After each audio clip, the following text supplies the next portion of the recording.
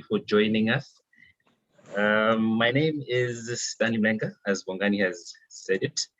And today we're going to be talking about agriculture. The lack of capital, information, and resources. We previously talked about this in our previous discussions. And we mentioned that these were some of the challenges faced by the African youth who wanted to join agriculture. But because of these bottlenecks, they're not able to join, or they're not able to venture into agriculture. So this evening, we are privileged to have experts who will be talking about solutions towards these problems. As I've stated before, my name is Stanley Mlenga from Blantyre, Malawi.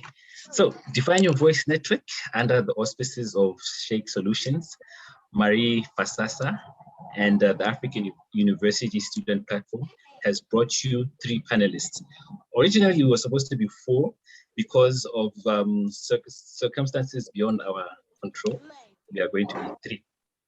And for all our for our audiences there, I'd like to tell you that the goal of DYV is to build a proactive and problem-solving mindset amongst the African youth.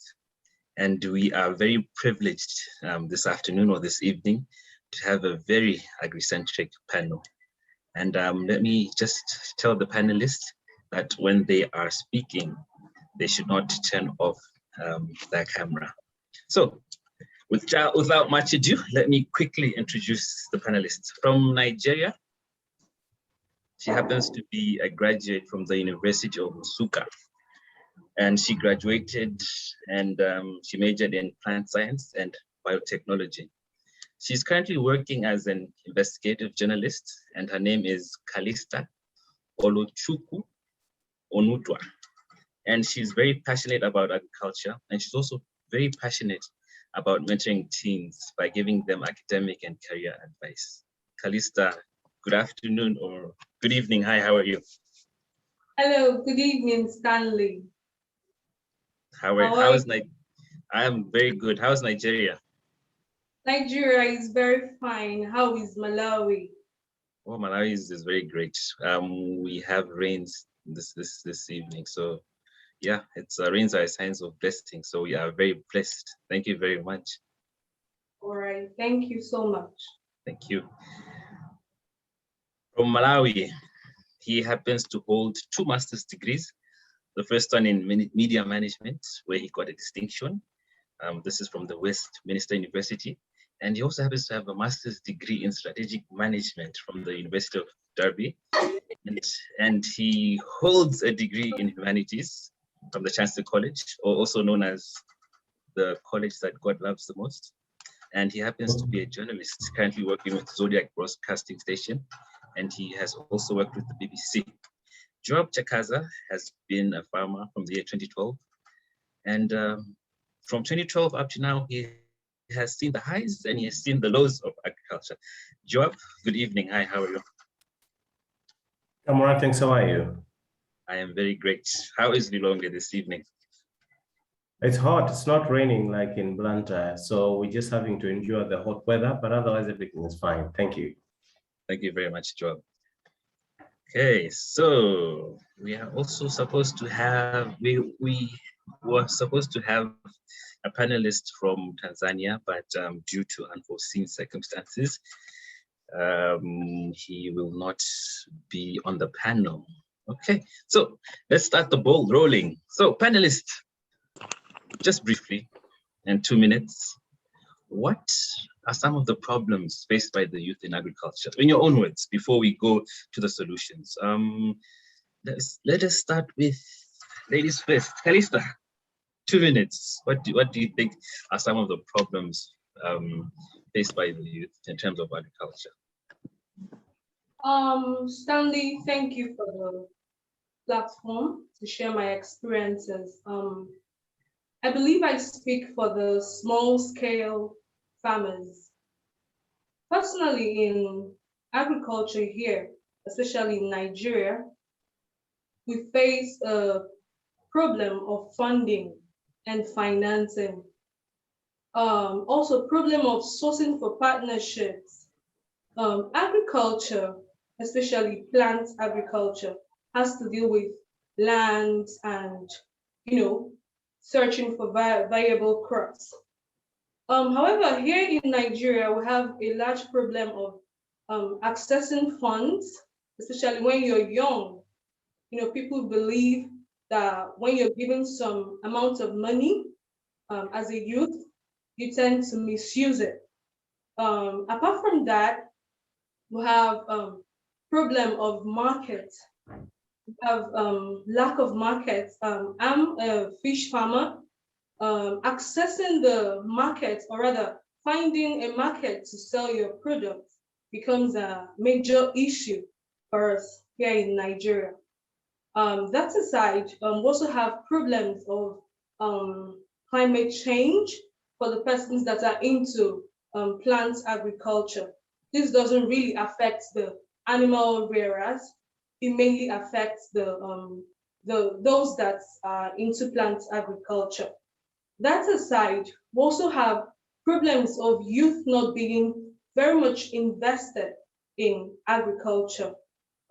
We have this notion that agriculture is for those that had already been in other sectors and maybe had retired. Agriculture is some sort of retirement plan for persons here in Nigeria. It's a major problem given that very soon there's a possibility that we wouldn't have food to feed our hungry. It's a major issue that people don't really sensitize others about agriculture. We have a problem of sensitization and trainings about agriculture. It's limited to some persons. Agric extension is very limited here in Nigeria. We have people that we believe are meant to be in the agricultural sector, which is wrong. And it becomes a problem because people are being segmented out and said, for example, you have someone like me, they'll say, you're not meant to be here. It is wrong. It is wrong. It's a wrong notion. It is wrong, especially for the onlookers. If we have this notion that agriculture is meant for the aged, it is wrong, because at some time, what if they retire and what if they drop dead? Who then picks up the mantle? That is a major challenge of agriculture from my own perspective. Thank you. Thank you very much, Callista. Callista has talked about lack of finance, lack of resources, climate change, and agriculture not being, the youth don't like agriculture. They think it's a backward thing. It's not fashionable in summary. So, Joab, in your own words, 2 minutes, what are some of the problems that the youth are facing in agriculture? Thank you very much. So I think Callista has highlighted a couple of issues that I was also going to highlight, issues of finding markets. Very, very true. Even in Malawi, it's the same problem. I think mostly our farmers are failing to grow because they are selling to a limited market, and most of them end up selling their products which have not been any value added to them. So they sell them as raw. And we all know as farmers that when you're selling a raw product, you don't make as much profit as you should. So the issue of markets is also linked, in my view, to the issue of value addition, because if you are going to export, let's say, to larger markets, you would have to add some value. So most of our farmers are selling raw products, and that's because really their access to markets is a bit limited. The issue of access to markets needs to be looked at carefully. I think it also directly links to the issue of productivity. Most of our farmers struggle with productivity. They cannot produce enough quantities to satisfy the demand that is there. The demand is there out there, but I think most of our farmers cannot meet that demand because each one is selling as an individual farmer. So they don't bring their resources and products together so that they can sell and satisfy bigger markets. So the issue of funding and markets is very significant. I also wanted to highlight the issue of storage. Storage is a problem, especially where maybe you are involved in marketing, in farming products that are perishable. You need good quality storage facilities that can keep your products for a longer period before they go bad or before they become attacked by other pests and things. So that has also been a major problem in Malawi. So you are against time to sell your products as quickly as you can because they might start going bad and stuff like that. So the issue of storage is important. Let me add two other things. The first thing is the access or use of new technology to maximize productivity.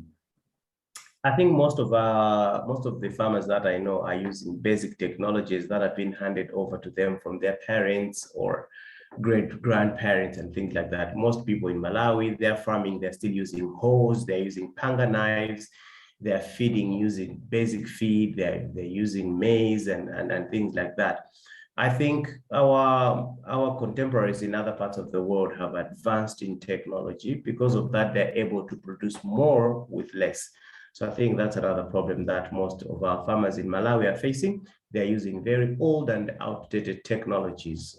They're feeding using very, very old methods, and the productivity is low. They're planting using very old and primitive methods, and the productivity is low.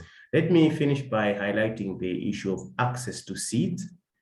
I'm a pig farmer, and I also do a bit of chickens and quails. I think another challenge that we face is to find original parent stock, for example, for pigs. If you want if you want a good breed and a good production rate, you want to have the original parent stock. And I think this also applies to other forms of agriculture as well. You need original maize seed, original soya seed, and groundnut seed. Most of the farmers that we have in Malawi are just reproducing or recycling the seed that they used. So maybe something that they harvested from the previous season and they want to plant that again. And when it comes to hybrid seeds, that becomes a big problem. So those are the issues that I would like to highlight: access to seed and parent stock, using new technology to maximize productivity, and the issue of storage. But I think funding and finding markets, that has already been highlighted. Thank you, Stanley. Thank you very much, Joab. Thank you very much for your contribution. You've talked about finding markets, storage, financing, access and the use of new technology, and access to seeds. So back to you, Joab, quickly. If we were to touch on marketing in Malawi or in Africa in general, many farmers are complaining about markets. They're complaining that not a lot is being done for them to access good markets, or they are usually being ripped off by middlemen, and this has been an ongoing song. How can this be overcome? How can we find greater markets or better markets for our farmers? I don't like pointing fingers at people and institutions when problems like this come up. I think we are our own problem. You see, if we are going to find huge and exploit huge markets outside this country or anywhere in outside this region, we have to come together and collaborate. The supplies that are needed outside there are huge, and no single farmer can meet that demand. So I think before we even start talking about finding the markets are easy to find in my view. There are so many countries that are looking for soya bean. There are so many markets that are looking for beans, for pork and all that. I think the market is there, and I think most governments have made an effort to agree, to make agreements and make some bilateral trade agreements with other countries. We just need to really just scratch a bit. We don't need even to dig deep. We are going to find markets that are there within SADC, outside SADC, and even beyond across the borders overseas.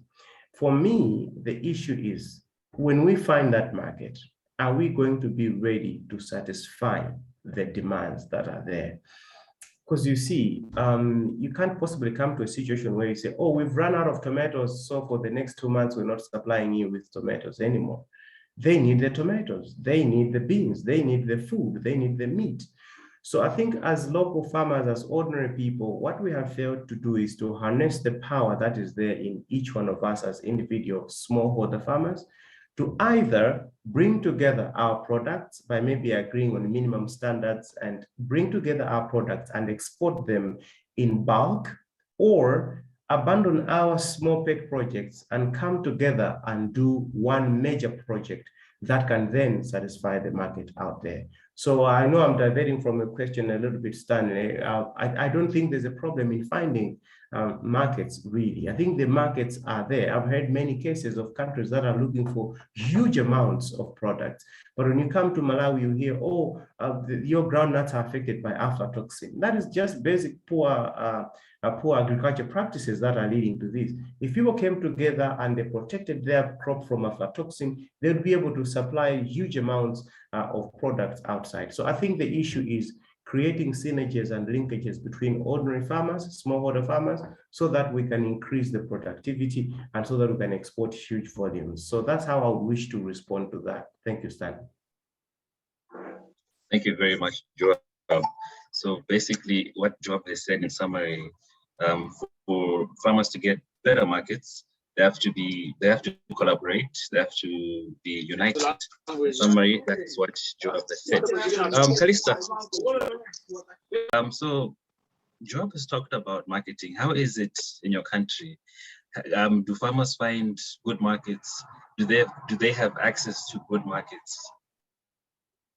Well, that is a very nice idea from Joab, saying that the farmers have access to good market, that the market is already there.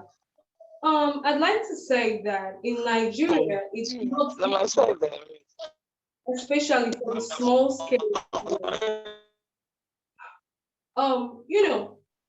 In a situation whereby a product has been cultivated and ready to be disbursed into the market.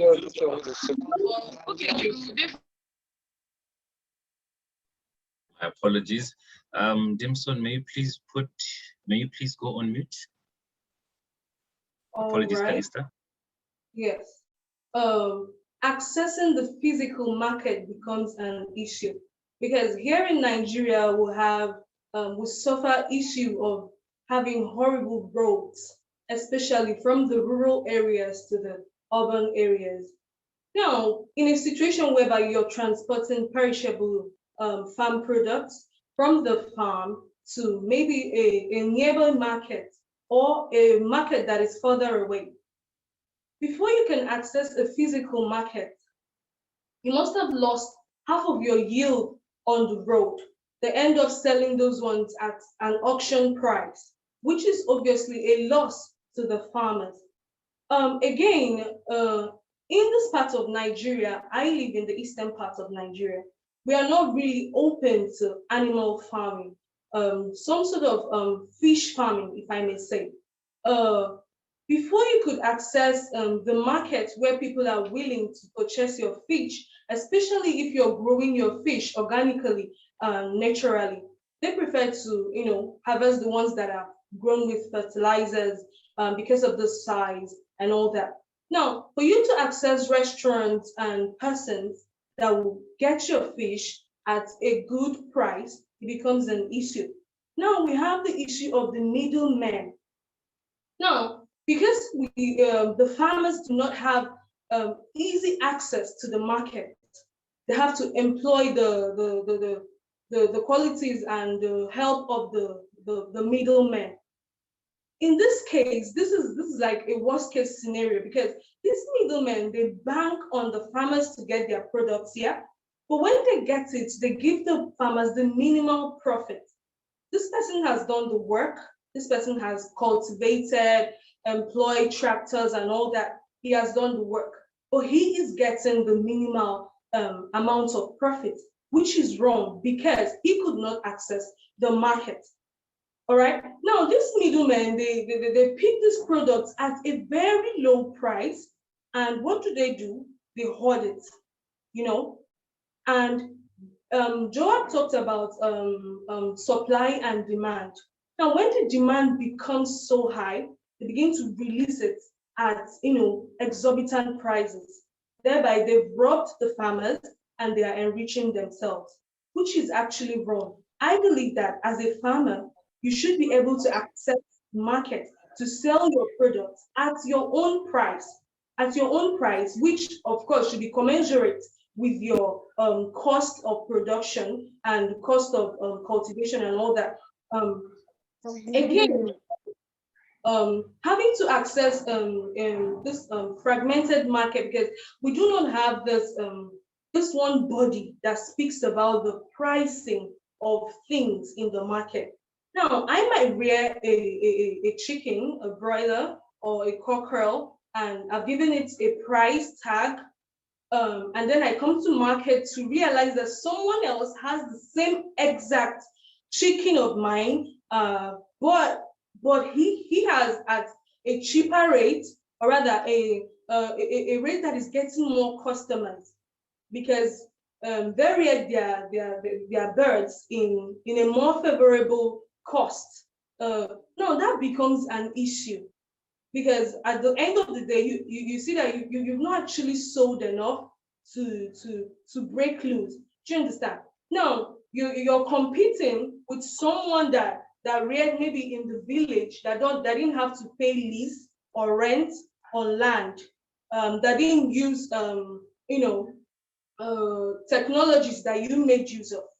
But I believe that if we have some sort of integrated market, a situation whereby we have one body that is speaking and say, okay, 300 kg of chicken shouldn't be sold more than 2,500, or shouldn't be sold less than 2,000 naira. I believe that at that point, you see that farmers will be making the actual profit that they need to continue in agriculture. And when you're making sales in agriculture and you're not breaking even, I mean, at some point you begin to get discouraged. It only takes passion to keep you going in such a situation. That's basically what I think about having access to market, both the physical market and the economic market structure. Thank you, Stanley. Thank you very much, Calista. So in summary, what Calista has said is that for farmers to get access to markets, they should have an integrated body that can speak on behalf of farmers. And it still goes down to oneness, and it still goes down to collaboration and unity, as Joab said, and Calista is also of the same view. Sam, I see that you're online. Hi. You want to add something, Sam? Yeah, hi everyone. Thank you, everybody there. I would want to agree with Job and Calista. They are doing best to present their countries and also to show us how difficult it is on the market. I would like to link with Job. He said we don't blame the government. We don't point our fingers on our government, but we have to find the great market to link those farmers to the great market. I will agree with that, but also I will say that in our country, as I observed that last year I went in a countryside where I'm coming from. I wanted to just interview those farmers. They're farming garlic, which is needed in the market, and also sometimes onion. This is the kind of business I'm doing too, and I'm really fan of it. When you go down there, you find those people are not selling their goods. They're not selling their goods in the market where they want to sell those crops. There is a brokers who go to the village down there and they buy those materials and crops in their price, not the farmer's price, their price. So in that way, the farmers cannot have progress in their agricultural sectors because they are not reaching the good price and they're not selling their product in a price where it's compatible or valuable with the thing they have there. So they don't even have a way to measure or to know what the amount of this garlic I'm selling to this guy. They don't have those. They don't have weight balance. So they sell in approximating weight balance, where the guy can have even more than 10 kgs in that approximation. And when he go to the town, he sell it in a very, very high price and he is getting profit. But those guys in the village there, they're just selling it to save their life, to take their kids to school. So in that way, for saying that we have to link them into the good market, probably is not only linking them. We need to educate those people in the village how they can get, because they even don't know where to go. Like they don't even go to the town. They don't even find the knowledge of how we can get the market. They just know that we are farming, and after harvesting, there is guys who are coming in the village and they will take it to the town. So they are waiting for those guys. In that way, I believe we can't have the progress in agriculture.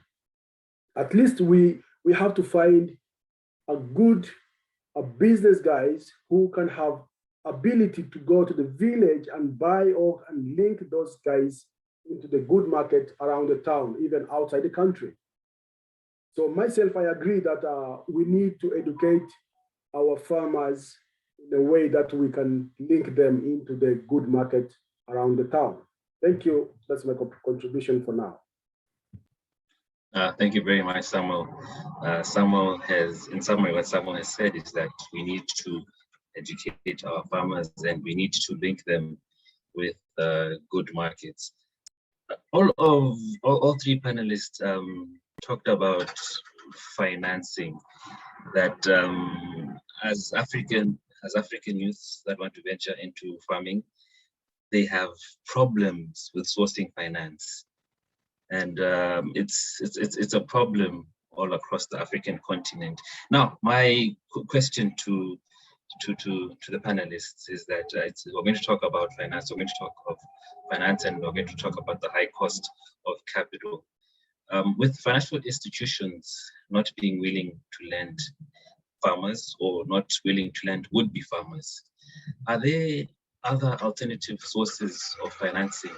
Can our young farmers or can our farmers, our would-be farmers, can they get financing from alternative sources? Calista, let's start with you. What's your point of view on this, and what is your solution to this problem?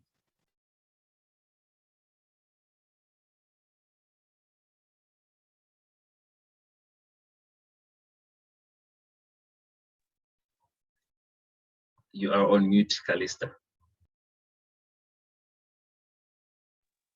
Okay. I said you're talking about accessing loans, accessing finance for agriculture, right? Yes, exactly. Okay. Well, here in Nigeria, I'm sure all over Africa, for you to access loans from financial institutions, it has to come with some sort of security or collateral, as the case may be. But in a case where you, as a young farmer, as a youth that is into agriculture, you do not have any sort of collateral to do that, it becomes an issue because, of course, they wouldn't approve your loan. And as for alternative sources, we have persons that also have some sort of that grants soft loan to farmers, it's also an avenue to access loans.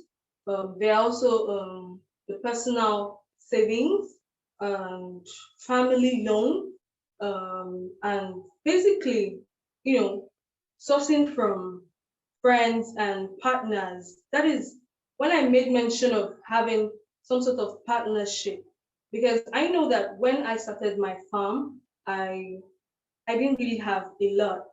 I had to source money, source funds from people that partnered with me, and along the line, I began to pay off some of those debts, and that is basically how I started. Um, Accessing loans from these mini lenders can, it's not really advisable, given that at some point their interest becomes really, really crazy. But then you guys to do what you have to do. That is basically it. Because if you keep waiting to get collateral, to get loans from commercial banks and all those other large financial firms, it's going to take more time to get to that point. So my candid opinion is, persons could source funds from partners. You write your business plans and you source for investors, and those investors might be family, they might be friends, they might be random people in the society. You have to go pitch and they'll invest in your idea. Also, you can access funds from mini lenders. That is my thought on that, Stanley. Thank you. Thank you very much, Callista. Callista has touched on partnership and sourcing funds from investors. That is her contribution. Job, as Callista has alluded, she's talked about sourcing investors and partnership. That can be a solution to the finance problem. What's your take on this? What is your solution to this problem? Right. Two things that I'd like to bring up. First, to agree with Callista, I will use an example of what happened in Malawi a couple of years back when the government was giving an opportunity for loans to young people in a youth enterprise development fund program. The fund was open for anybody to apply, but there were two models. One, either you apply as an individual, the amount of money you would access was a bit limited, or you would apply as a group and the amount of money you would get was bigger. Your guess is as good as mine. Everybody wanted to apply as an individual. People don't like to work in groups. People don't want to collaborate. And here's another interesting thing. Some people would come together, let's say a group of 10 people, they apply for, let's say, 1 million. When they get the money, they take it home and they split it among themselves, 100,000 each. We are our own unmaking. We are our own enemy. We can't come together to access a loan. We don't want to work in teams. We don't trust each other. We think, oh, it's going to grab all the money and run with it. Most institutions that want to give grants to people, they want, one, to see that there's been some activity on the ground. Two, they want to see that they can trust you with their money. Three, they want to see that that money is not going into Job's pocket alone. It's going to benefit a larger group of people. So my point is, let's learn to come together. When it comes to applying for loans or grants or things like that, even the issue of collateral that Callista was bringing up, it's better when you go there as a group, they trust you more because the whole group cannot disappear. A group of 20 people who have submitted all their credentials and national IDs and passports and details like that, they can't all just vanish. So the bank or whoever is giving you money is going to trust you more if you come together as a group. So I just wanted to emphasize on that as we go about looking for support, let's learn to come together as a group and let's work together. Let's not come together, apply for the loan, grab the money, split it in 10 bits, small bits, and then we go, because honestly, there's nothing that's going to come out. You see, it's simple arithmetic. What you can do with 1 million, is something you cannot do with 100,000. It's simple arithmetic. So let me put that on the side. The other issue that I wanted us to discuss is a model that has been seen to be working in Malawi of village banking, where mostly I think it came around with women. A group of women would come together and say, hey, let's pull all our money together, and then they'll be giving each other loans and things like that. And by the end of the year, the money would have generated some interest, and they're sharing the money between themselves, and then they go into another cycle year after year. When it started, people were like, what are these women trying to do? But now everybody agrees that it's a model that can work. Even banks are now trying to make inroads into this orthodox, haphazard model that women came up with. I think farmers can also do the same. Young farmers can also do the same. Like-minded individuals can come together and say, let's put all our money together so we don't go begging from whoever it is. And trust me, when you have built an establishment that is worth looking at, people are going to come to you. They're going to ask if they can invest with you because they will have trusted you that you can do this. So I think it begins with us. Let's not always say, oh, they can't give us loans. Oh, the banks, their interest rates, they're too high. It's always going to be like that. Banks are there to make money. You can't expect to go and get an easy loan from the bank. They're there to make money. We should acknowledge that. Unless you can come together and get a grant, that is a different case. But where there's no access to grants, there's no access to each other is all we have. And each other, whatever little we have, when we bring it together, it's going to grow. It's going to be a big amount. So I think we need to disengage this gear of having to work as individuals and come together. So we can bring all our little monies together, come up with some basic rules so that we discipline each other, and then we go ahead and do that. So I think that, to me, is an alternative source to financing that we should seriously consider. Governments have let us down. Governments are politicians. They've got people that they want to give their money to, and they've got another election that they're looking forward to. So we are not on top of their agenda, honestly. And we can't sit here and start talking about how we can engage governments and so on and so forth. They will not come through their politicians, and we all know what they do. So I think now each other is all we have. So that's the biggest alternative financing model that I can possibly suggest. Each other. Thank you. Thank you very much, Joab. Joab has touched on 2 points, which are quite interesting. First of all, he said that we should come together as a group. And the second one, we talked about village banking. This is whereby women come together, they pull in their money to earn interest. I believe as the youth, we can learn 1 or 2 things from the village banking concept. Thank you very much, Joab. I think there seems to be a question. I've seen a question somewhere. I can't find the question. Where is that question? Okay, there's a question. Okay, yeah. Let me read it as it is. Okay, it's from Kathy. Okay, it's from Grace Carter. Grace is asking that, are there organizations that train cooperatives or a group of people how to safely work together on an agriculture project? And agriculture project would clearly be governed differently from a pure village bank. I think she's trying to say, would you try to link like the village bank to an agriculture product? I think that's what she's trying to say. Job in Malawi, are they?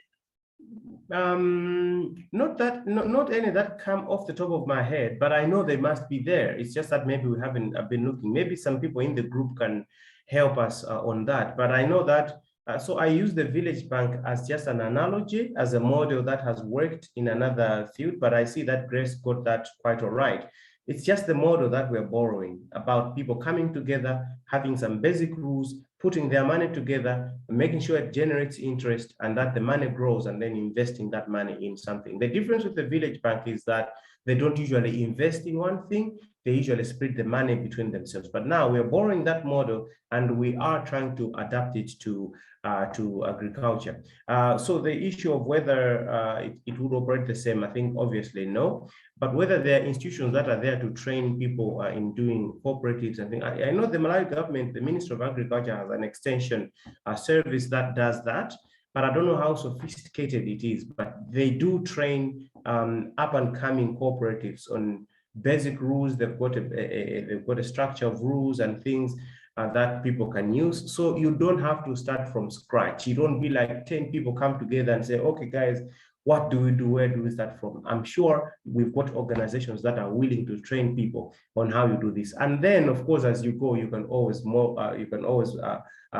change it to suit your unique design and unique characteristics. But maybe somebody from the group can advise, with your permission, Stan, if there are available institutions. But I know they must exist. Thank you. Thank you very much, Joab. So anyone in the audience, are there groups or are there organizations that can teach people about agriculture, about cooperatives, as it has been asked? Okay, somebody has said that the Ministry of Trade and the Ministry of Agriculture train cooperatives. So we have an answer over there. Thank you very much. Sam, would you like to allude more? Would you like to talk more about financing? Yes. I would like to first advise our youth about the plans. We, as Job says, he said that there is a organization that needs a group of people to join together and to make a business plan together. He didn't say that, but I know when you join those groups and government are financing it, you don't have to go with your own ideas. You have to go with your group ideas that you're going to do this business or you're going to farm. Maybe let's say carrots. Then after some times, we get the good profit. We split into our own ideas, into our own plans. But our youth don't join together like that to make sure that we do this business together, to make sure that we get profit from this business. Then after that, after everybody gets enough capital to start their own business, then they split. But when you look into that situation, they join together, as Job said, they join together to get money. After they get money, everybody runs on their own way. And they're using their own ways. Then where do you find those people? And there is, when they join the group, there is no plans, there is no guidelines, there is no rules that if you run away with this money, you will be chased by police or you will be arrested. No stuff like that. No any organization will trust this kind of people. So our youth, they're not passionate to start business together or to start doing something together like a corporate. They want to do what they think in their mind today and to work it today. Let me give an example. When I started farming, I went to my brother, my older brother. He's a farmer since he was born, because he grew up with that and he's still doing it. And he is over 50 now. He's still doing it. And his life is successful because of farming. He's farming potato, garlic, carrots, and onion. And he supplies that very well. But as I said, in the village, he just gives them to those brokers, and the money he gets is what he's surviving on. But he have a very huge acres of land to make that agricultural process. I learned from him, and I was working for him in order for me to gain those knowledge and experience from him. So after I realized I could do it on my own, I asked him a capital to help me, to support me to move on my own. He didn't refuse because he trusts me, because he know me. From there, I started doing on my own, and I never failed. I never failed him. I never failed myself on growing those crops. As I said, carrots, onion, garlic. And what I'm saying here is that these young boys, this youth in Africa, they have to agree to join together. Let me give another example before I finish. Like when they go to university, some of them, they're getting loan from the government. And those loans, when you look into that loans, they're getting huge amount of money, and there is extra money they're getting. They use those money to buy the car when they're studying. They don't go to buy the part of land, and they have to plant maybe trees for timber. After 5 years, they finish universities. They wait for 3 years again. That's like 8 years. They have timbers, which is a huge amount of money. If you have 1 acre of land, that is over 70 million thousand you're talking. How can you miss this kind of opportunity when you're young? We don't look into those future important things. We get money, then we save it to buy the car, we save it to live in a good hostel. Then after college, we are waiting for government to employ us.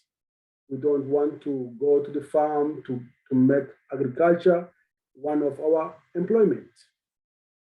So for me, I still advise, I still advise youth to have a plan of together, to make sure there is MOU or whatever they can put it together. At least it's legal.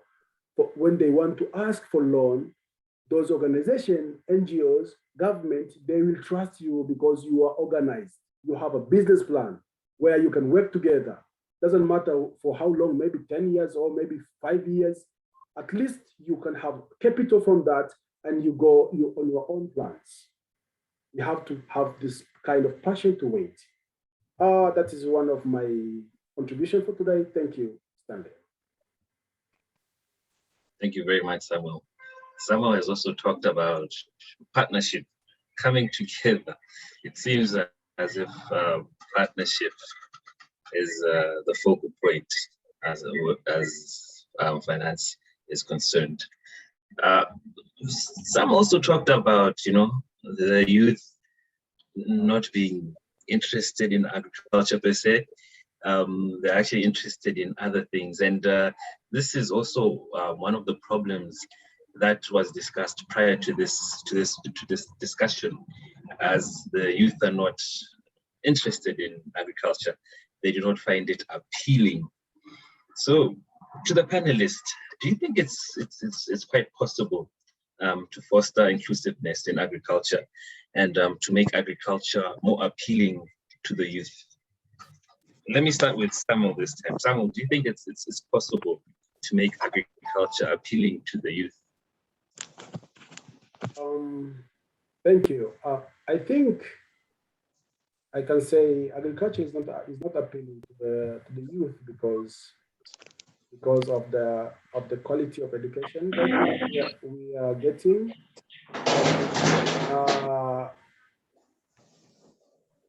Back to my age, when I was young, I started taking care of our farm when I was 13. I knew how to take care of the farm, 7 acres and 8 acres of land when I was 13. I went to school, primary school. When I go to school, I have to go to farm first, then I go to school. Or I came back from school before getting dinner, I have to go to farm. But I am grown up in that way, and that's why I was interested, because I know, I am aware about the part of agriculture. Okay, in the house there is cow, there is this husbandry. I can take care of everything without even a problem. This happens in the village. But when you came to our nowadays kids, we are taking them to English medium. In that English medium, they're not even forced to go to farm. They are not even, they are just there to eat and study.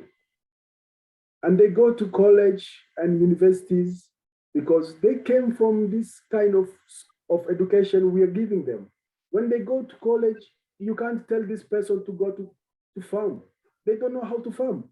They even don't understand how to do that. So I can say the agriculture is not appealing to our youth because of the system now.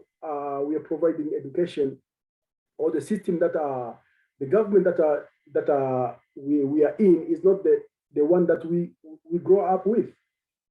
I can agree that our friends, maybe some of them might be aware about the agriculture, but most of them, they don't know about this kind of agriculture we're talking about.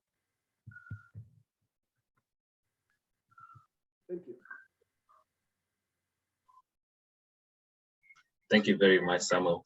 Samuel has talked about we can make agriculture more appealing if probably we changed or if we incorporated agriculture in our educational system, so that agriculture might look more appealing to the youth. I can see that we've got Al Hassan. Al Hassan, good evening or good afternoon. How are you?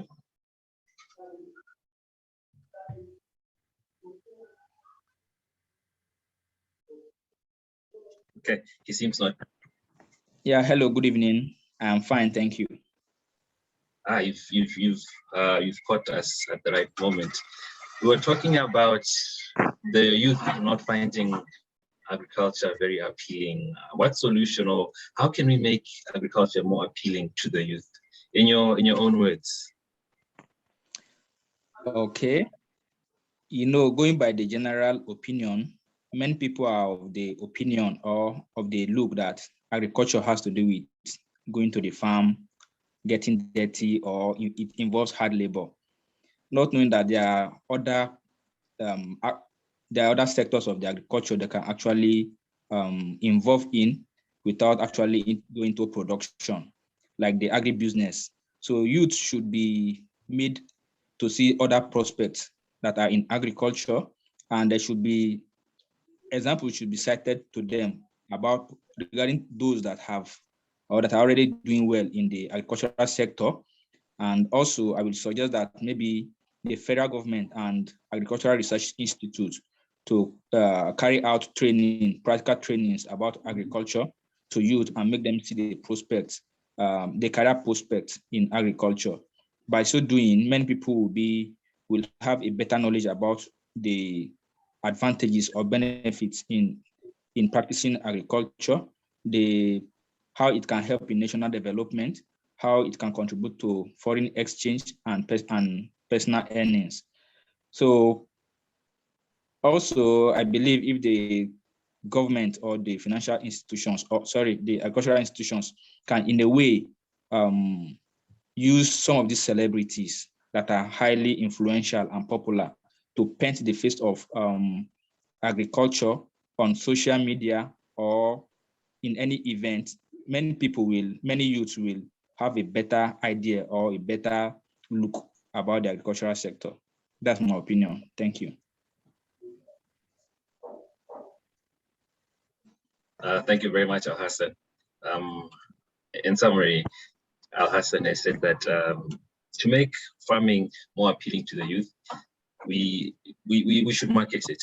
The benefits of agriculture should be talked about, the earnings that you can make from agriculture, the foreign exchange that agriculture can give to the government, and even the use of using celebrities and having role models that are quite successful in agriculture. Maybe this might work.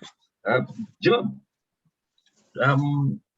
in Malawi or in Africa, how can we make farming more appealing to the youth? I mean, farming is considered something backward and yeah, when you think about it. Yeah. I think the question we must ask ourselves is, why should we make it appealing? Why at all should we make it appealing? Agriculture, farming is dirty. You deal with soil, you deal with poo, you deal with chicken poo and stuff. It's in the nature. It's in the nature of the job. If you want a clean thing, if you want a clean job, go and work in an office. I don't see why we must try to make it. It's the nature of the job. Young people should know, if they want to do agriculture, they're gonna get dirty. It's gonna smell. They'll have to go out in the rain, when it's raining. So I don't know. I don't know why we should sanitize this, honestly. Look, let's face things here. Let's not try to create a rosy picture of agriculture. Let's not try to make it look like they're going to be driving a tractor with a glass of wine on the side and they've got a combined harvester. This is Africa. This is Malawi. The people that I use, they use brooms to sweep in the pen for my pigs. They use hoes to dig. So you see, it's dirty. It's the nature. Let's tell them the truth. You're going to get dirty. You will have to wear gumboots. So I don't really see why we should do that. What we should do is to make sure that they know that there's a lot of money there, because young people love money. So as long as they know there's a lot of money there, they will go there, and they will not even smell the bad smells, because there's money behind that. What we need to do is to make sure that it looks productive. There's a lot of money, you can grow your businesses, and then probably when you have invested a lot of time and you've sacrificed your comfort, at some point you will be the boss, and then you won't necessarily have to go to the farm yourself. You'll employ people to do all the dirty work for you. But the nature of the work that we do, you just have to get dirty at some point. And if you want to supervise, you have to go there, you have to pump water, you have to do this and all that. So I think we should not be obsessed with sanitizing the image of agriculture. Because why I'm saying this is because, and I'm not trying to be the devil's advocate here, why I'm saying this is because if we are going to have a clean, cool looking agriculture, it's when we have mechanized our agriculture fully. How far are we from doing that? Our friends have got machines that will go in the field. They will harvest the corn. They will bag it. When they are leaving the field, they've got bags of maize behind their tractor. We are so far away from doing that. We're still using hoes and panga knives and things like that. We have to shell our maize using hands. So we still have got a long way to go. And if we promised people gold and we don't deliver that, they'll just go back. So let's tell them the truth. It's going to get dirty, it's going to smell, it's going to look bad, but it's a worthwhile thing to do. There's a lot of money in it. And look, you've stayed for 3 years without finding a job. This is something that you might consider. So I think, yeah, using celebrities, and let's try to do that. But for me, I'm a realist, guys. Honestly, I'm a realist. So I don't believe in creating a very neat picture of agriculture, because it's not as cool as people want to believe. It's going to get dirty, and let's promise people that it's going to get dirty, but the monies are good. They're going to be better than a white collar job, the money that you get out of that. So that's what I would say. Sorry for letting you down, Stanley. No, that's very fine. That's okay with me.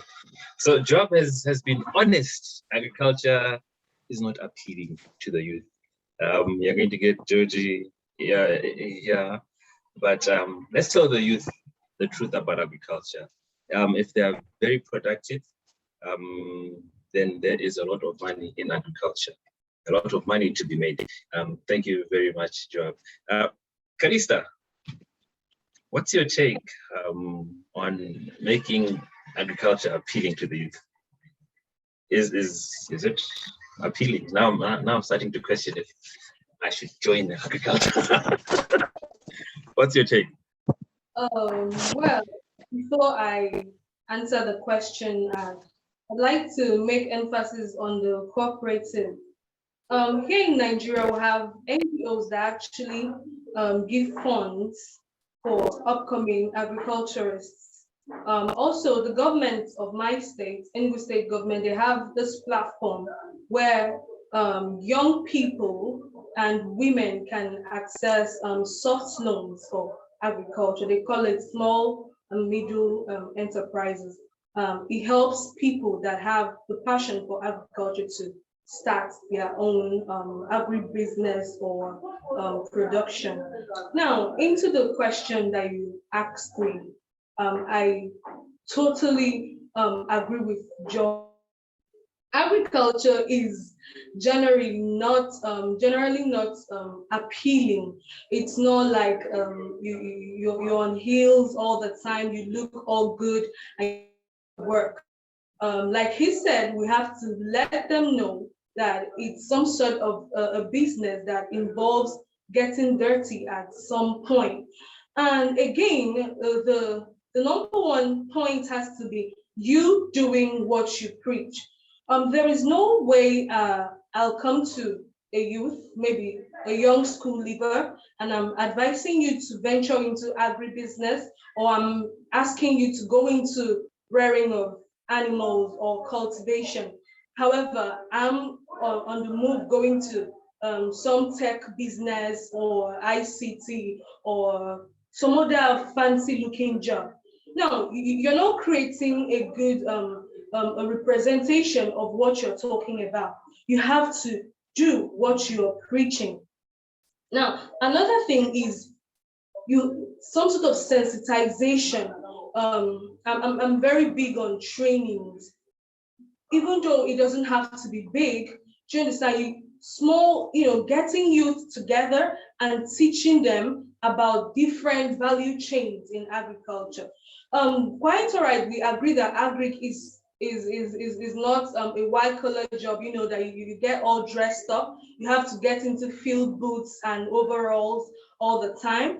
But then we have other value chains in agriculture. It's not just about the production. Of course, the production is okay, but then we'll have the agribusiness, the men, those involved in getting the business, the products to the consumers and all whatnot. Now, we have to train them, we have to sensitize the youth and, ask them to consider those other value chains. Again, taking to the social media, like Al Hassan said, I don't really fancy the celebrities because some might be skeptical. Somebody like me, if I see something that a celebrity is advertising, I feel it's already paid. They can say anything to sell what you give to them.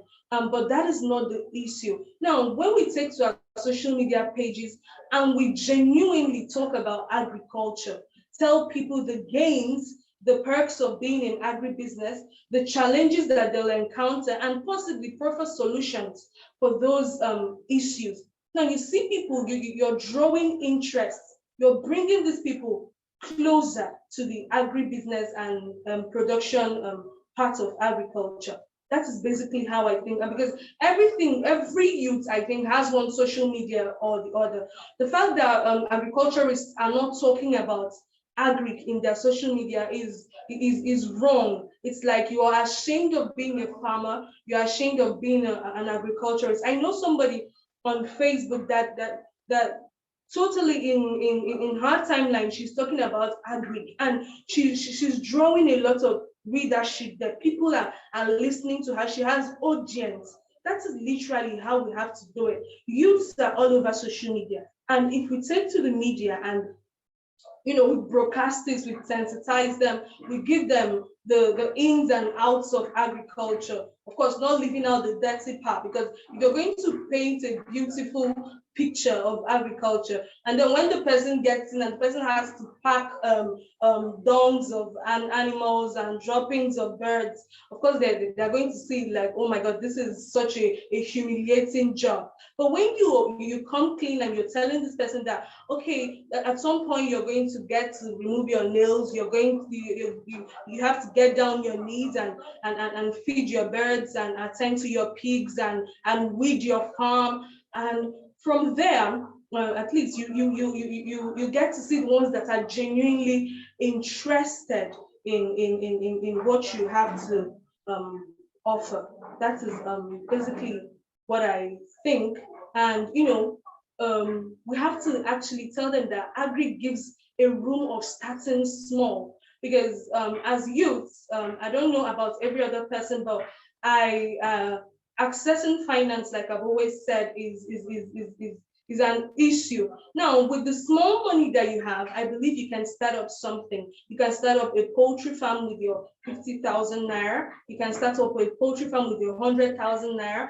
You start up small, you grow, you build from there, and you can expand. From there, you can interchange the business. You can go from animal rearing into plant husbandry, and from plants to animals and other value chains that are involved in agriculture. Thank you. That's literally what I have to say. Thank you very much, Calista. In summary, what Calista has said is that we can make agriculture more appealing to the youth if we train them about agriculture, if we can go to social media and tell them about agriculture, tell them the gains, the challenges, and also offer the solutions at hand. Now, the final problem that we also talked about in the previous discussion related to that of climate change. As we all know, the COP26 is happening in Glasgow, Scotland, and climate change is actually a heated discussion right there. I am a farmer, to be honest with all of you. I am a farmer. Last year, I grew about 9 acres of maize. I expected to get close to 250 bags of maize, but I only got 112 bags because the rain was not all that good. Now, my question to the panelists is that with climate change, we've seen that the weather has changed, the rain patterns have changed, you've got winter in summer and you've got summer in winter. Is farming, is it ideal with climate change? How can we farm with all these problems relating to climate change? Joe, what is your take on that?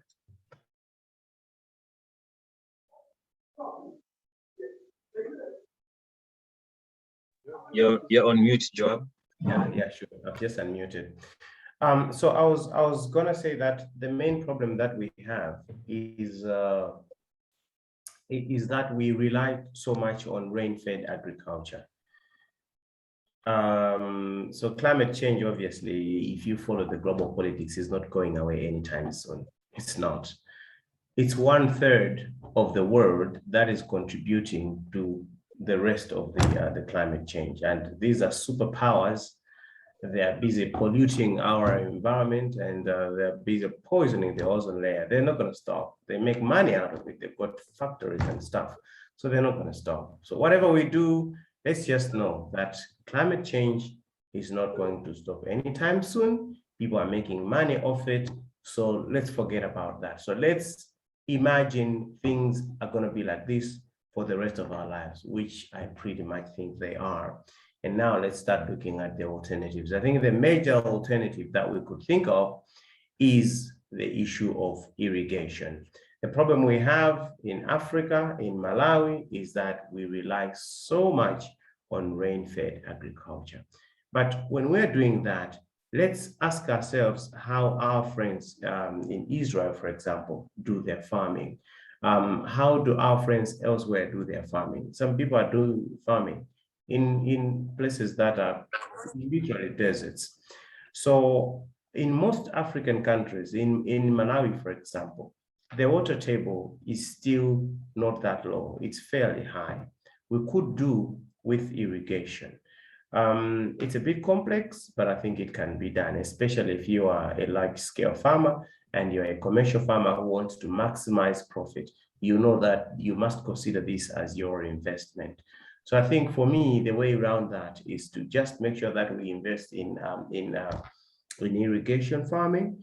Maybe what we would have to look into is how we can engage government and relevant stakeholders on how they can subsidize the cost of materials that can be used for irrigation farming, so that the pumps, the submersive pipes and things like that are easily accessible, and that we can manage to lay down a basic irrigation plan. But I think we're not going to reverse the effects of climate change anytime soon. There are big guys involved in polluting the world, and they're not going to stop anytime soon. So I think relying on rains to fall and how good they fall that year, I don't think we're going to harvest a lot. The sadness for me is that it's still the technology of irrigation still hasn't been properly propagated, especially for smallholder farmers, and how they can irrigate a 1 acre piece of land, a 5 hectare piece of land. That's still technology that we're yet to make breakthroughs into. But I think that, for me, is the way to go. And we will not be inventing the wheel. Some people have done it, and they do harvest 3 times a year, and they don't have rains at all. So I think it can be done. Thank you. Thank you very much, Joab. Joab has talked about irrigation. He stated that irrigation is quite ideal if you want to, make more gains in farming. Irrigate. Yeah, that's the way to go. Al-Hassan, in Nigeria, has climate change had an impact on Nigeria? And do you have anything to say on this?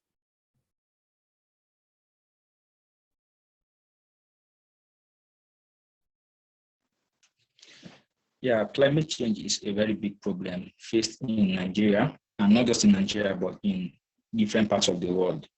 I believe the COP26 summit about climate change actually deals with the use of nature-based solutions to provide solutions to address the problems of climate change and problems of food insecurities in different countries. And I am the ambassador of Tanzania Green Initiative.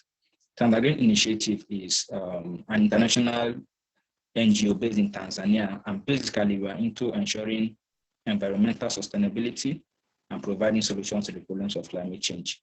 So long before now, we've been trying as much as we can to provide solutions to the problems of climate change across 54 African countries and beyond. And you will agree with me that some of the problems of climate change we face in Nigeria and other African countries and beyond are deforestation, intensive drought, recurring wildfires, environmental pollution, and others.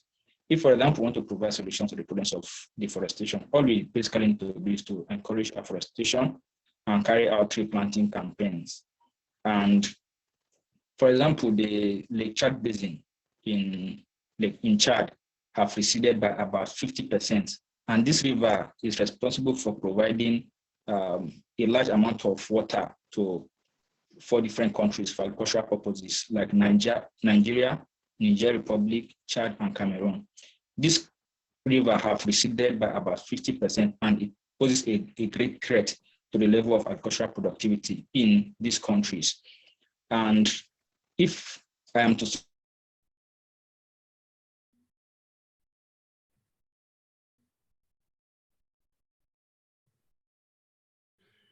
Look, I think we've lost our suggest one of the solutions. Yeah, sorry, there was an obstruction. One of the solutions I would like to suggest is through mutation breeding, and it involves the use of radiation or tissue culture to improve the vigor of seedlings, so that the seedlings a particular seedling can have high yielding capability and have the ability to withstand extensive climate changes. And also, I also suggest the use or the practice of climate smart agriculture, which deals with the use of integrated agricultural practices to provide solutions or to be able to adapt to the problems of climate change. For example, through climate smart agriculture, you can actually plant 2 different crops on a particular plot of land, 2 different crops that have different nutrient requirement. Thereby, by so doing, we can actually increase our level of productivity in crop production and also judiciously utilize those nutrients that wouldn't have been utilized by a single crop. Then, during periods of it reduces the level of productivity for tea production. So, in such a place, maybe at such periods, they can actually use greenhouse farming to where they can actually control the level of temperature ranges. And in Nigeria, maybe during periods of prolonged or delayed rainfall, they can actually use irrigation facilities as an alternative source of artificial water for agricultural production. We can actually adopt climate smart agriculture through proper soil management, integrated pest management practices, and the use of waste reducing maize or rice threshers. And I believe to a large extent, the World Bank has supported the use of or the practice of this climate smart agriculture in different African countries and even in other European countries too. For example, in Malawi, the World Bank have encouraged a lot of farmers. Of about 140 farmers have been empowered to develop resilience on the problems of drought in Malawi, and about 28,000 hectares of land have been developed through these proper soil management practices. And also in a place like Niger Republic, about 336,000 farmers have been trained and have adopted how to actually improve their soil, and about 79,000 land have been sustainably developed through proper soil development practices. So I believe if we can actually adopt the use of this climate smart agriculture and mutation breeding, it will go a long way in providing solutions to the problems of climate change in a way. That's my submission. Thank you very much, Al-Hassan. Al-Hassan has gone quite deep with science and climate smart agriculture.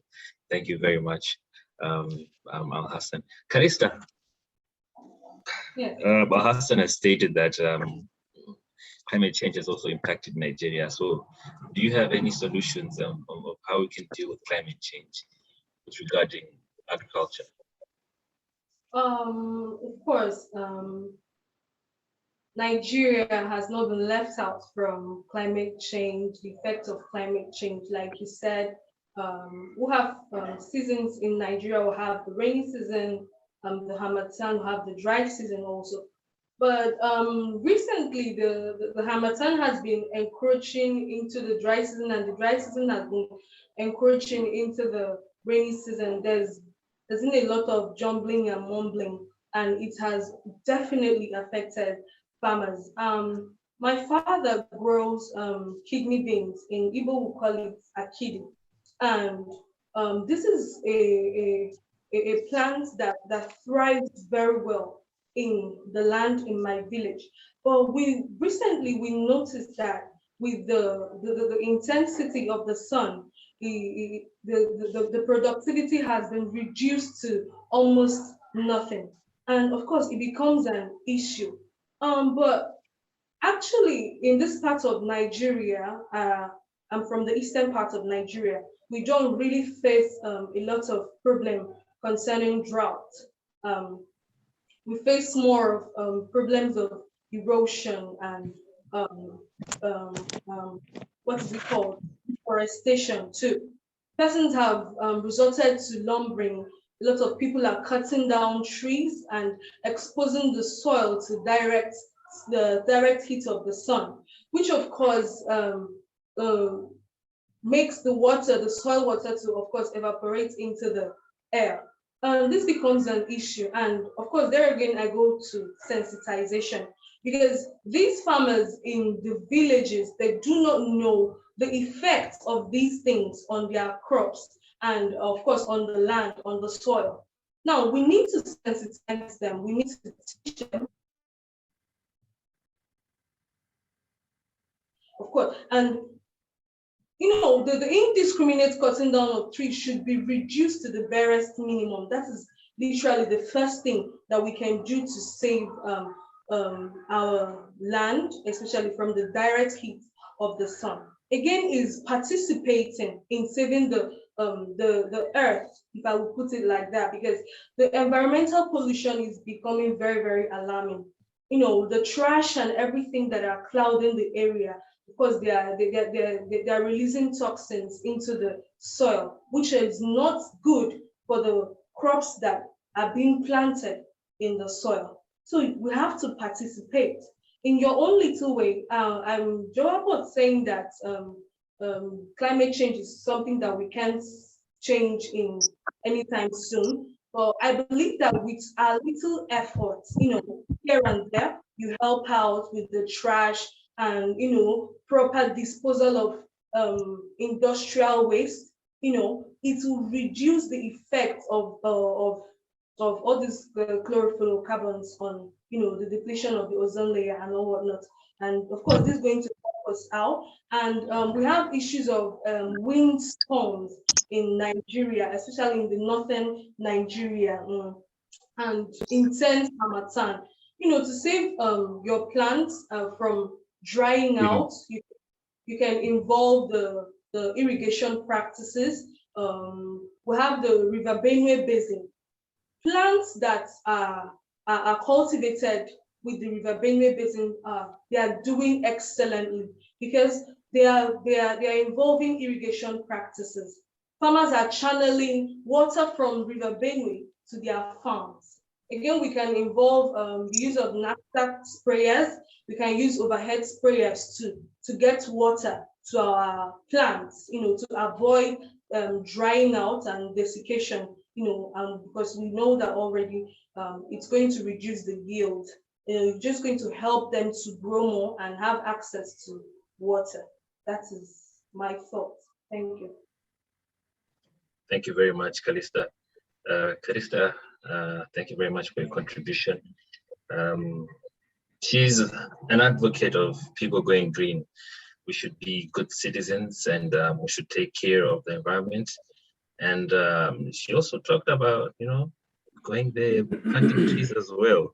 That will also help in dealing with climate change. So, Samuel, in 2 minutes, only 2 minutes, how do you think we can deal with climate change? How has climate change impacted Tanzania?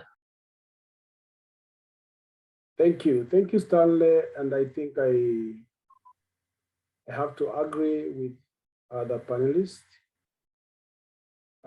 Job has put it well, that we don't expect to say climate change will be covered and the solution will come sooner. We don't expect that. We have to move on, and the life have to move on, because our days are numbered, and we don't have to wait for something that we don't know if it will help us tomorrow or next day.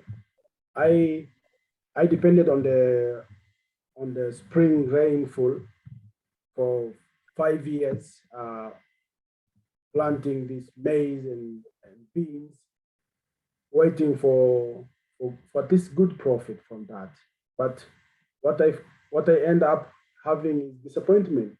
All those 5 years, depending on the spring, then I decided to say, no, I can't wait for that. I have to change into the irrigation. And if you are living in the area where there is difficulties of water for irrigation, there is other alternatives nowadays, because I learned from the Maasai people. Those Maasai people, they are living in drought areas, but they have to feed their cows. They have to take care of their animals. They make a water save. They say water save wings, where they have them, maybe 5 of them, and then they use it for plant. Like this, they start to in summer season. They start with these wings, and when this one is finished, they go to other wings, and they survive for all the summer. So we as a farmers, we have to make our own wings when in the rain season. We have to save water and to use it for irrigation. Nowadays, there is available facilities like generators and those pumps. We can use them to transfer water from.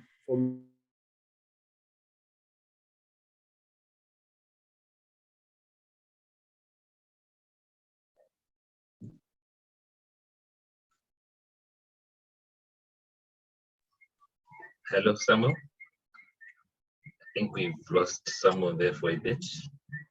I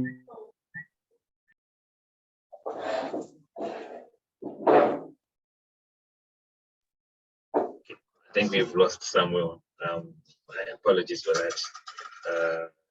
That must be Airtel Tanzania. So do we have any comments or any questions from the audience or To other area.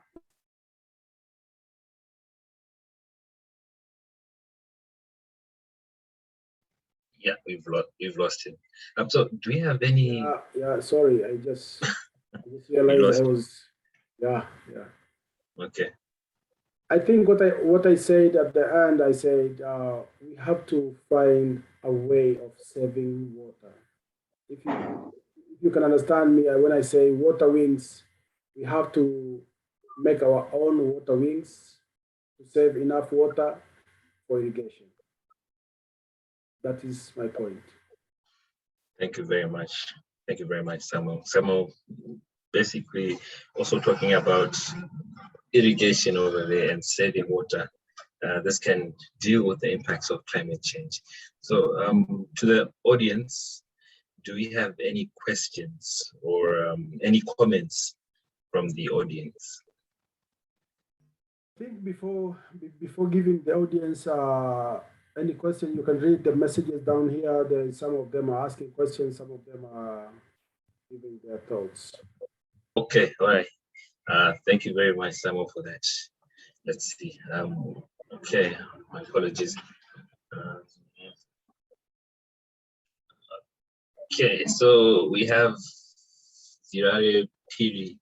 He says that in a time when there's global challenge of climate change, we may wish to explore and employ climate smart agriculture. We need innovative ways of agriculture activities. In agreement with Joab, rain-fed agriculture is not sustainable and guaranteed. We have to utilize irrigation. And we have a comment from Makalia. She totally agrees with Calista. Her speech was perfect. And she also said that she looks good too. Is there anyone that I've missed? Let's see.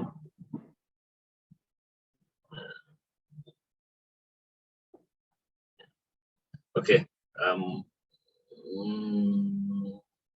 Yeah. Okay, somebody was talking about agriculture not being appealing to the youth. It has a funny name.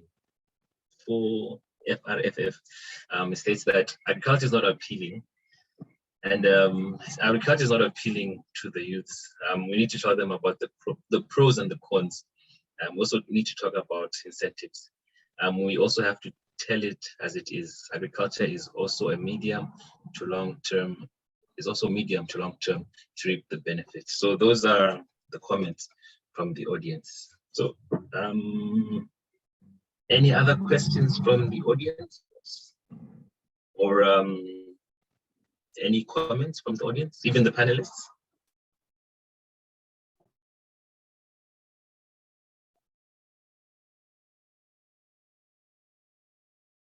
Okay, apparently we don't. So we are, yes.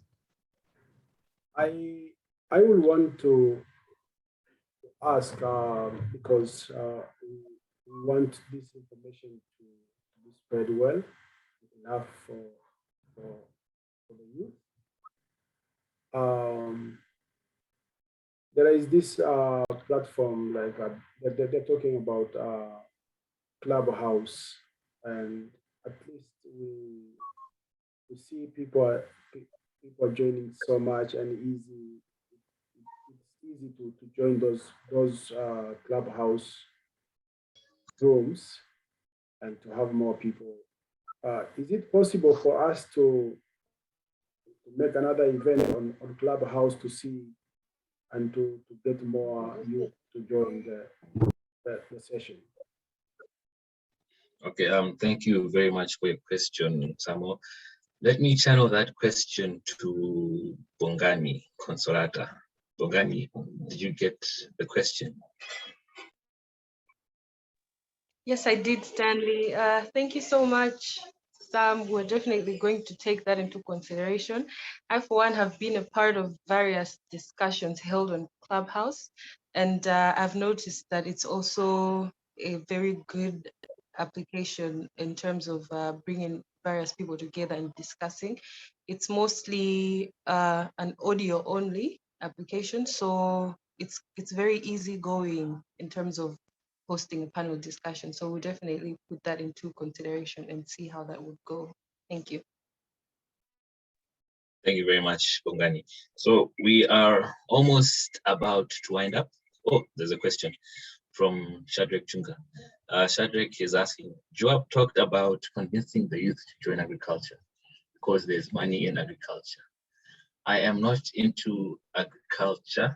I think I've lost the question. I'm not into agriculture. So my question is, how much money is in agriculture? That's an open-ended question. How much money is in agriculture? Job, that's a question. A lot of money. I see someone is laughing as well. There's a lot of money. How much money do you need? There's a lot of money. People will always want to eat. That's the thing. There's never been a time where people say, okay, as a country, we're going to take a break from eating for a month or something. When COVID struck, airplanes were shut down, cars were parked, offices were locked, people were still eating, people still needed food. So as long as people want to eat, agriculture will always be relevant. As long as you can always sell something. Every time you're going to work, you see people selling corn along the road, you see people selling cakes and stuff, you see restaurants. People will always want to eat. So I mean, I can't really say there's 1 million or 2 million of farming. It all depends on the scale of your farming. But the issue is just get started. And I think you see, money is addictive. When you get into farming and you make a little money, you want to make more, you want to make more. And before you know it, you're making too much that you can't even eat it at once. So no, it's a trick question, I know. How much money is that one on a group work will make everybody compose. So I can't possibly say how much money there is, but I know that there is a lot of money. And let's face it. You're on mute, Joab. Okay. So one quick point that I wanted to make is that agriculture is far more lucrative and more productive than even formal employment, because in formal employment, you know, there are all these taxes that they have to deduct from your pay. So there's pay as you earn, there's this tax, there's that tax. As much as I know, in Malawi, most of the farm produce that we sell, there's no direct tax that is deducted from that. So if you're selling a chicken at 3,000 kwacha, you take that 3,000, it's called cash, you take it home and you see this is the money. When you're employed, they'll say, oh, your salary is this much. What you actually take home is something just 3/4 of that. If you're lucky, that is. A lot of it is sent somewhere else. So that's one thing that I also like about agriculture is that as much as you invest and you get as much as you invested, and it's real money, few taxes here and there, but most of it, it's your money for the chewing, my brother. Thank you very much. Shadrach, I hope Joab has answered your question. And Shadrach, don't leave your day job. You're an engineer. you can venture into agriculture sometime, but yeah, invest wisely. Thank you, Job, for that. There's also a comment by Lucy Onia. Lucy has said that, well spoken, sis at Calista. I feel the solution should be tackled based on the challenges faced by each location.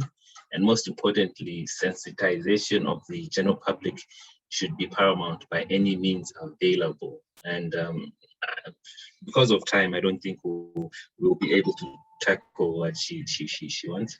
She says that I need you to throw more light on the effects of climate change. Unfortunately, we're running out of time.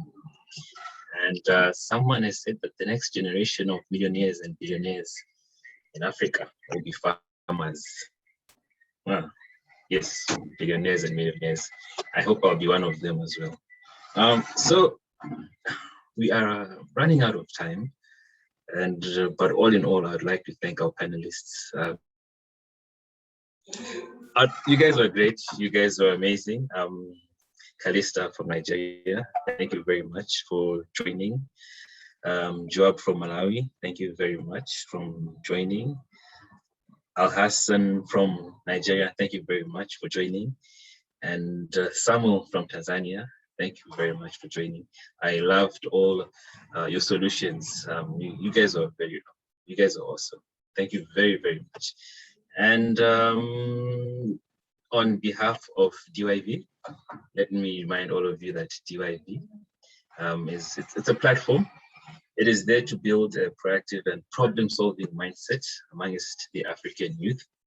And I'd also like to thank our sponsors, Sheikh Solutions, Mari Fasasa, and the African University Student Platform. Thank you very much for giving us this opportunity whereby we could talk about the solutions towards the problems faced in agriculture by the African youth. Thank you very much, ladies and gentlemen. If you'd like to take part in any upcoming events, you are free to contact Consolata and Tetra.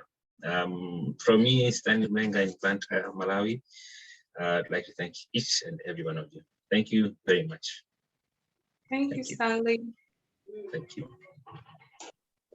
Thank you, Stanley.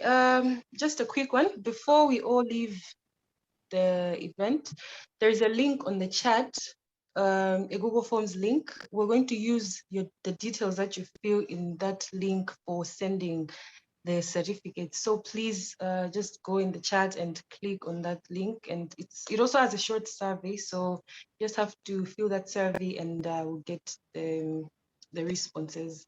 You'll be able to fill that link only up until 12 p.m. Central African time. So I urge you to just work on that currently.